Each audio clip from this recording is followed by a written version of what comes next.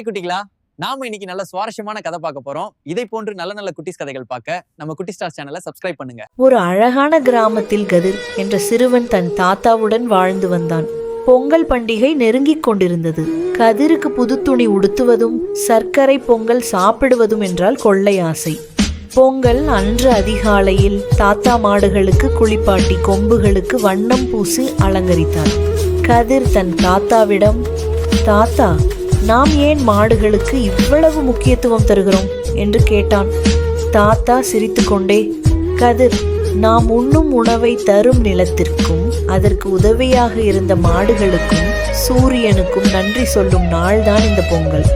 நன்றி உணர்வுதான் இந்த பண்டிகையின் உயிர் என்றார். வீட்டில் சுவையான சர்க்கரை பொங்கல் தயாரானது. கதிர் சாப்பிட அமர்ந்த போது வாசலில் ஒரு முதியவர் பசியோடு அமர்ந்திருப்பதை பார்த்தான். கதிர் உடனே தன் தட்டில் இருந்த பொங்கலில் பாதியை எடுத்துச் சென்று அந்த முதியவருக்கு கொடுத்தான்.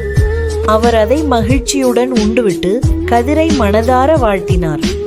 அப்போது அங்கு வந்த தாத்தா கதிரின் செய்கையை கண்டு நெகிழ்ந்து போனார். கதிர், நீ இன்று உண்மையான பொங்கலை கொண்டாடிவிட்டாய். விளைச்சலுக்கு உதவிய இயற்கைக்கு நன்றி சொல்வது எவ்வளவு முக்கியமோ அதேபோல் பசியுடன் இருப்பவர்களுக்கு உதவுவதும் ஒரு வகை நன்றி கடன்தான் என்றார். இந்த கதையின் நீதி, நன்றியுணர்வு மற்றும் மற்றவர்களுக்கு உதவி செய்தலே உண்மையான மகிழ்ச்சி. நாம் எதை பெற்றாலும் அதற்கு காரணமானவர்களுக்கும் இயற்கைக்கும் நன்றி சொல்ல மறக்கக்கூடாது. அதுவே பொங்கல் திருநாளின் உண்மையான நோக்கம்.